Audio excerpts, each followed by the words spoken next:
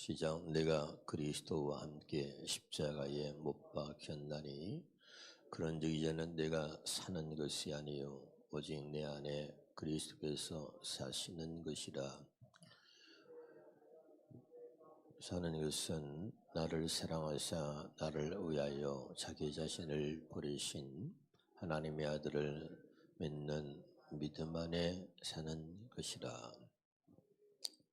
특별새벽기도 오신 여러분을 환영하고요. 이번 특별새벽기도에 하나님이 특별하게 역사하실 줄 믿으시길 바라요. 그래서 마귀가 방해를 놓고, 사실 그래서 저 어제 한 1시간 정도 잤을까요? 늦게 조금 몸 상태가 안 좋아요 사실은. 근데 기도하면서 하나님 주신 은혜가 너무 큰데 이 근육, 안면 근육 쪽이 좀 약간 좀 자꾸 이렇게 좀 마비가 오는가, 약간 좀 안 좋아, 얼굴이 좀 떨리기도 하고 그러는데, 어쨌든 사단이가 어떻게 역사하든 이번에 특별하게 더 큰 은혜를 주실 줄로 믿습니다. 할렐루야. 다시 한번 이 말씀을 현대인의 성경으로 읽겠습니다. 현대성으로 시작. 내가 그리스도와 함께 십자가에 못 박혀, 여기는 뭐라냐면 죽었으므로, 아까는 내가 그리스도와 함께 십자가에 못 박혔나니 그랬지만 정확하게 십자가에 못 박혀 죽었으므로 그랬습니다. 이제는 내가 사는 것이 아니라, 이 바울이 말이죠, 철저하게 복음을 깨닫고 이 바울이 자기의 신앙을 고백하는 이 내용을 우리 가슴에 새기시기를 주 이름으로 축원합니다. 그러면서 뭐라고 합니까? 내 속에 그리스도 살아계십니다. 그 다음에 지금 나는 나를 사랑하시고 나를 위해 죽으신 하나님의 아들을 믿는 믿음으로 살고 있습니다. 쉬운 성경으로 한 번 더 봅니다. 나는 그리스도와 함께 십자가에서 죽었습니다. 죽었습니다. 한번 따라합시다. 나는 그리스도와 함께 십자가에서 죽었습니다. 잘 여러분 가슴에 새기셔야 돼요. 이제 내가 사는 것이 아니라 내 안에 계신 그리스도께서 사시는 것입니다. 내가 지금 내 몸 안에 사는 것은 나를 사랑하셔서 나를 구하시려고 자기 몸을 바치신 하나님의 아들을 믿는 믿음으로 사는 것입니다. 이번에 여러분 주제 말씀이기도 합니다. 이 말씀을 아마 몇 수십 번을 묵상을 하면서 하나님의 은혜를 구하는데 얼마나 그 하나님 은혜를 주시는지 몰라요.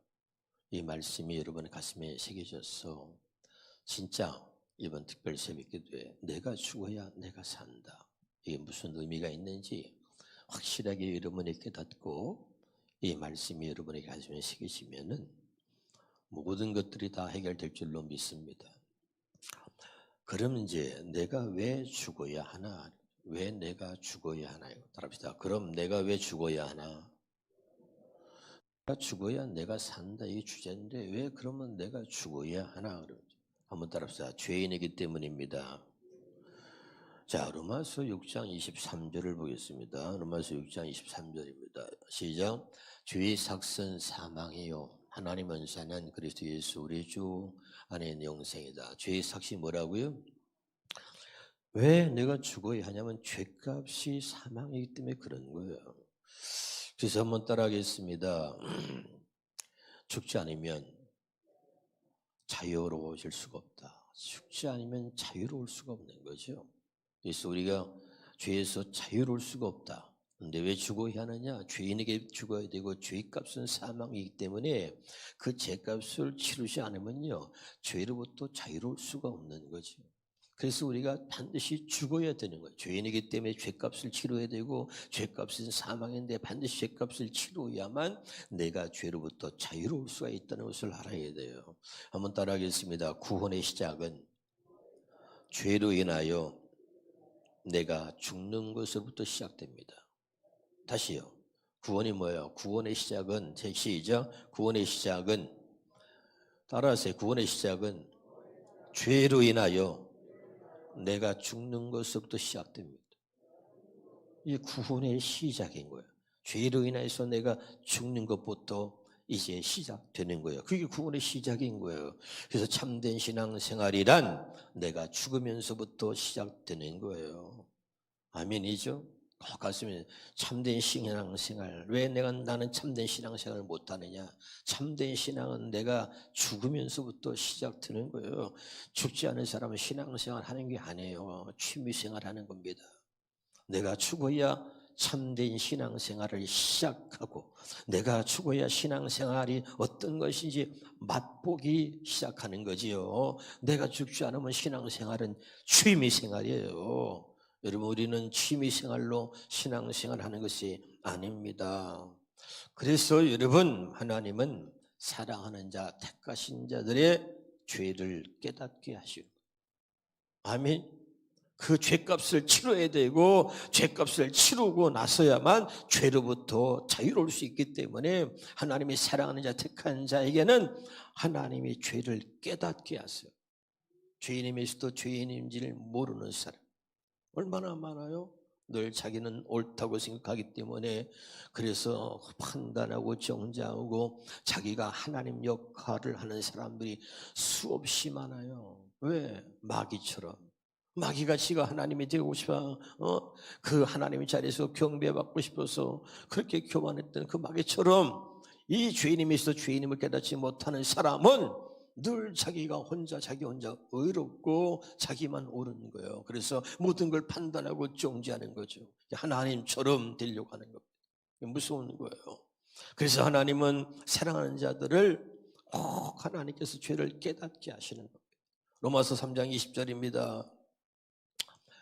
시작. 그러므로 율법의 행위로 그의 앞에 의롭다 하심을 얻을 육체가 없나니 율법으로는 죄를 깨닫는다. 그러니까 다시 말하면 하나님은 율법이라는 것은 말씀으로 죄를 깨닫게 한다는 거예요. 한번 따라서 말씀으로 죄를 깨닫게 하신다.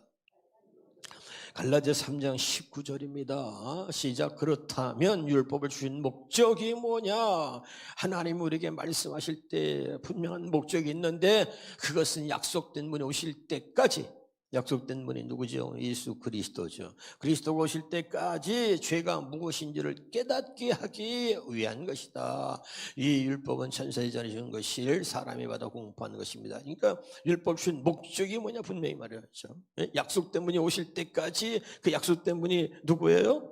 예수 그리스도. 예수가 왜 왔어요? 보라 천여경 때 아들을 낳으니 그 이름을 예수로 하라. 이는 그가 자기 백성을 죄에서 구원할 자다. 죄에서 우리를 구원하시기 위해서 오실 때까지 약속된 분이 나를 죄에서 자유롭게, 즉 약속된 분이 나를 죄로부터 해방해 주실 때까지, 약속된 분이 그 오셔서 나를 죄로부터 구원하실 때까지 먼저 우리에게 죄를 깨닫게 하는 것이 율법을 준 목적이다 이 말이죠. 깨달으시길 주 이름으로 축원합니다. 그럼 이제 또 다시 한번요. 왜 죄를 그렇게 깨닫게 주시려고 그러는가? 왜 그러는가? 예? 말씀을 가지고 참 중요합니다. 한번 답사. 스스로 깨닫지 못. 우리는 스스로 죄를 못 깨달아요. 근데 중요한 게 있어요. 스스로 자기가 죄를 깨달으면요, 무슨 문제가 있느냐? 자기가 자기를 죽여요. 다시 얘기할게요. 스스로는 죄를 깨닫지도 못하지만 스스로 자기 죄를 깨닫는 사람은 하나님이 안 가르쳐 줬어요. 그런데 스스로 자기가 죄를 깨닫는 사람은 자기가 자기를 죽이는 거예요. 무슨 말인지 알아들어요? 스스로 죄를 깨달아요. 그러면 가룟 유다는요, 자살을 합니다. 왜? 죄값이 사망이라 그랬잖아. 알아들어요? 죄값을 자기가 치러, 자기가 치러서 자살하는 거야. 죽는 거예요. 그러니까 스스로 죄를 깨달으면 자기가 자기를 죽여. 근데 왜 하나님이 말씀으로 죄를 깨닫게 하느냐? 말씀을 통해서 죄를 깨닫게 하시는 하나님의 목적이 뭐냐면 죄인 된 우리를 구원하시려고 하는 거예요. 아멘. 그 죄값으로 예수님이 오시고 대속이라는 거, 대속. 알죠? 나의 죄를 대신해서, 나의 죄를 대속해서 예수님이 죽으셨다는 것을 알게 하시고 믿게 하시려고 하나님은 말씀을 통해서 죄를 깨닫게 하시는 거예요. 근데 말씀이 아니라 자기 스스로 죄를 깨달아. 그러면 죽는 거예요. 그래서 자기가 자기를 죽이고, 나 같은 놈이, 그래가지고 자살하고 자기 자신을 망가뜨리는 거예요. 이게 달라요. 오늘 확실히 깨달으시기를 주의 이름으로 축원합니다. 성령께서 나의 죄를 깨닫게 하는 것과 마귀가 나의 죄를 깨닫게 하는 건 다른 거예요. 마귀가 죄값은 똑같이 사망이지만 마귀가 나의 죄를 깨닫게 할 때는 내가 나를 죽이는 겁니다. 마귀가 나를 죽이려고 하는 거예요. 그래서 성령이 나를 깨닫게 하는 것은 나로 하여금 죄에서 나를 구원시키려고 그러는 거예요. 이거 확실하게 여러분 깨달으셔야 돼요. 자기 자신을 망가뜨리는 사람, 죄를 깨달았대요. 그래, 내가 죄인이지, 내가 잘못했어. 그래, 나 같은 게 뭐, 그런 교회를 안 나옵니다. 나 같은 게 뭐, 자기 자신을 죽이는 거예요. 이런 무서운 일들이 벌어지는 거예요. 그래서 하나님 율법을 주신 목적이 뭐냐? 약속된 분, 나를 죄에서 구원하실 그 약속된 분이 오실 때까지 하나님은 말씀을 통해서 사랑하는 자에 계속해서 죄를 깨닫게 해주는 거예요. 오늘 여러분이 깨닫는 시간이 되기를 바랍니다. 그래서 죄를 깨닫게 해주시는 것인데 왜 그런 것인가? 갈라디아 3장 24절입니다. 잘 중요해요. 시작. 이같이 율법이 우리를 그리스도께로 인도하는, 죄를 깨닫게 해요. 율법이 첫째는 목적이 수없이 죄를 깨닫게 해주고 그 율법이 약속된 분이 오실 때까지 죄를 계속 깨닫게 합니다. 왜? 약속된 분, 바로 우리를 죄에서 구원하실 예수 그리스도께로 우리를 인도하기 위해서. 그래서 율법 주신 목적은 뭐예요? 우리를 그리스도로 인도해요. 따라합시다. 인도. 우리를 그리스도로 인도하라. 그 약속된 분, 나를 위해서 하나님께서 약속되신 분, 나를 죄에서 구원하시려고 하나님의 약속을 이루시려고 이 땅에 오셔서 하나님 택한 자 사는 자를 구원하시려고 약속 때문에 오실 때까지 죄를 계속 깨닫게 해서 그 예수께로 우리를 인도하는 것이 율법의 기능이야. 왜 그러면 나를 예수께로 인도하시려고 하는가? 왜 나를 그렇게 죄를 계속 하나님은 사랑하는 죄를 깨닫게 하시려고 애를 쓰시고 그 다음에 왜 나를 그리스도께로 인도하시려고 하느냐 말이에요. 왜? 마태복음 1장 21절에 봅시다. 아들을 낳은 이름을 예수라 하라. 이는 그가 자기 백성을 그들의 죄에서 구원할 자다. 우리를 죄에서 구원할 분이 예수밖에 없기 때문인 거죠. 그래서 죄를 깨닫게 해서 그분께로 인도하는 거예요. 마가복음 2장 17절이에요. 자, 예수께서 들으시고 그들에게 이르시되 건강적인 의사가 쓸데없고 병든 자에게 쓸데있느냐. 나는 의인을 부러운 것이나 죄인을 부르러 왔노라. 그래서 그 죄를 깨닫게 그렇게 하나님의 말씀을 통해서 죄를 깨닫게 하는 이유는 그 예수님을 부르러 왔기 때문에 죄를 깨닫게 해서 예수께로 인도하는 거예요. 예수께로 인도하려고 한다. 사도행전 4장 12절에 봅니다. 이 말씀들이 가슴에 이런 것들이 기본적으로 새겨져 있어요. 시작. 그러므로 그분 예수 그리스도의 이름이 아니고서는 어느 누구에게도 구원을 받을 수 없습니다. 하늘 아래 우리를 구원할 수 있는 이름은 오직 예수뿐입니다. 이 이름 밖에는 이 세상의 어떤 다른 이름도 인간에 주어진 게 없어. 우리를 죄에서 구원할 수 있는 이름은 오직 예수밖에 없다. 그래서 계속 하나님을 사랑하는 자에게 그 죄를 깨닫게 하는 거예요. 깨닫게. 이게 하나님의 사랑이에요. 하나님의 사랑이 뭐예요? 사랑하는 자에게 죄를 깨닫게 하는 겁니다. 그리고 그 죄를 위해서 그 죄소를 구원하러 오실 그 오신 바로 그 예수께 우리를 인도하는 겁니다. 할렐루야. 그러면 이제 중요한 거 마지막입니다. 죄인 된 나는 나의 죄값으로 어떻게 죽은 것인가? 내가 죽어야 내가 살아요. 아멘. 그럼 내가 죽는다는 게 뭔지를 알아야 돼 이걸. 에? 그러니까 아까도 얘기했어요. 왜 하나님이 스스로 죄를 깨닫는 건 자기가 죽는 겁니다. 하나님의 말씀을 통해서 성령을 통해서 하나님의 죄를 깨닫게 하는 것은 그 죄로부터 우리를 자유롭게 하시려고 그래요. 우리를 온전히 구원하시려고.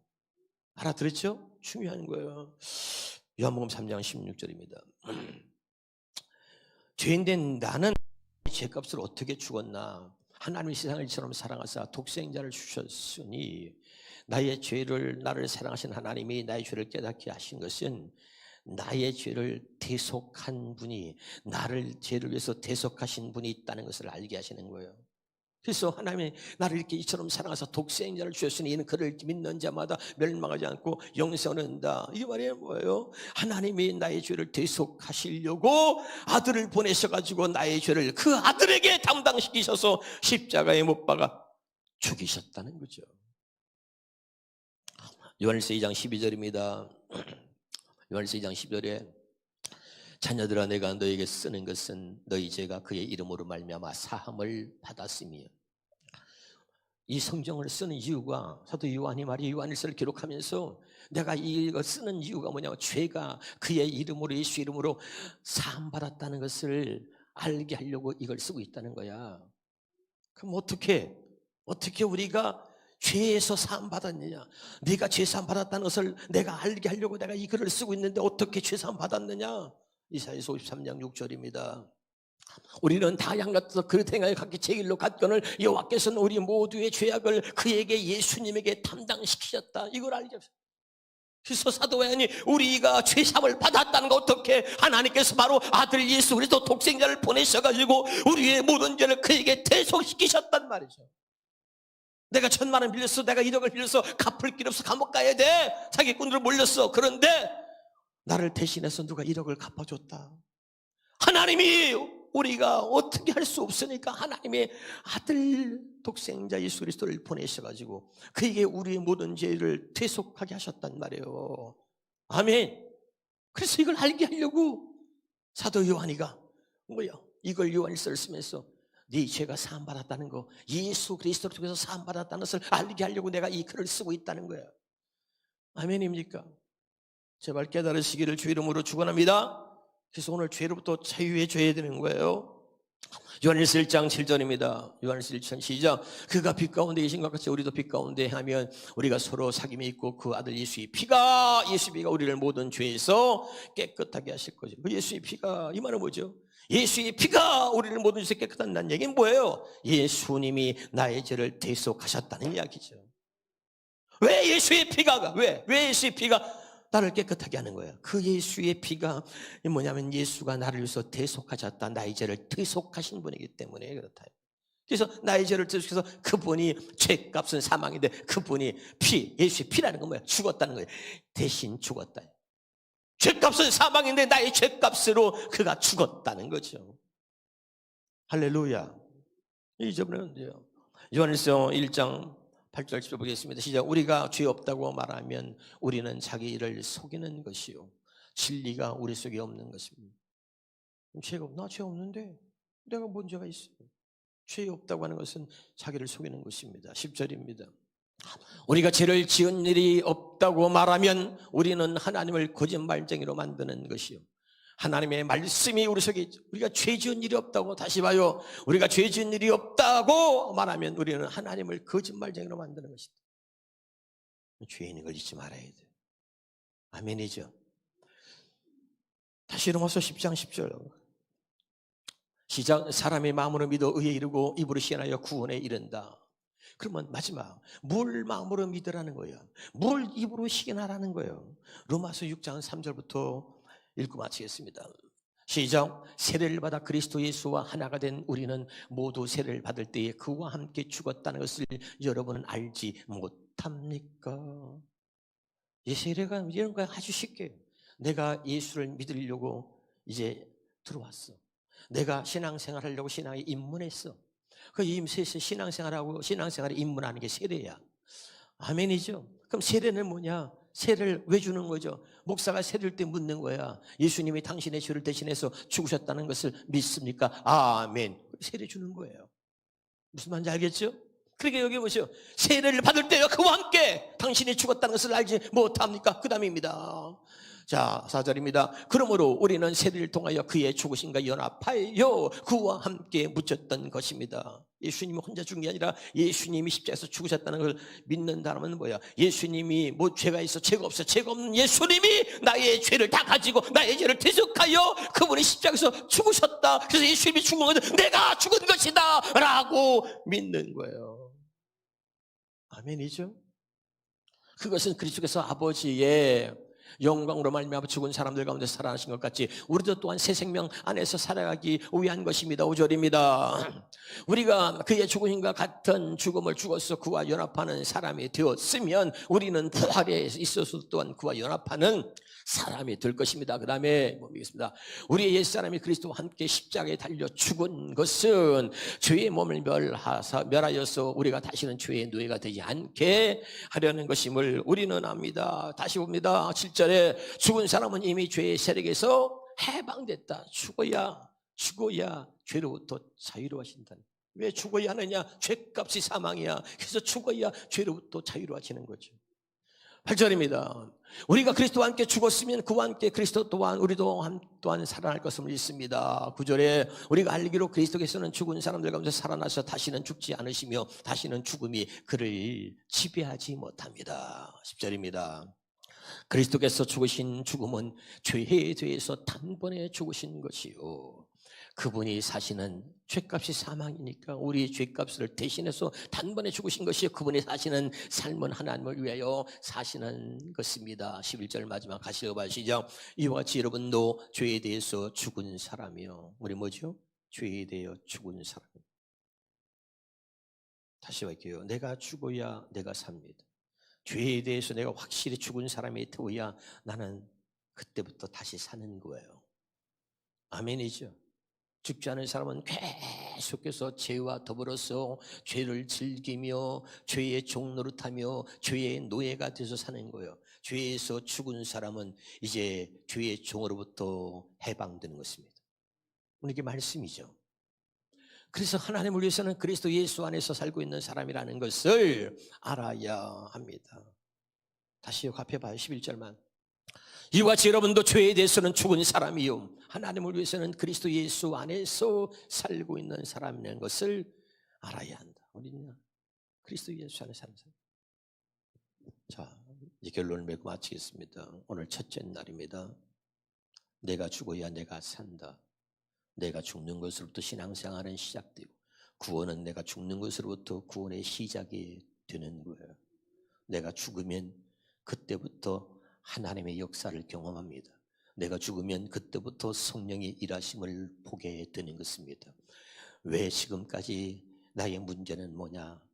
열심히 신앙생활 한다고 하는데 내가 죽지 않으니까 모든 문제가 보입니다. 모든 사건들이 보입니다. 모든 말들이 들립니다. 모든 것들이 다 시비거리로 보이는 것입니다. 내가 죽으면 여러분 달라지는 거예요. 내가 죽으면 내가 삽니다. 꼭 기억하셔야 돼요. 이게 무슨 의미가 있는지. 내가 죽어야 내가 산다. 오늘 첫째, 요거 왜 죽어야 하는지. 우린 죄인이기 때문에, 죄값은 사망이기 때문에 반드시 이 문제가 해결되어져야 되고, 이제 내부터 계속 구체적으로 내가 죽어야 내가 사는 것이 무엇인가를 확실하게 이번에 특별 새벽기도를 통해서 여러분에게 주시는 은혜가 있기를 주 이름으로 축원합니다.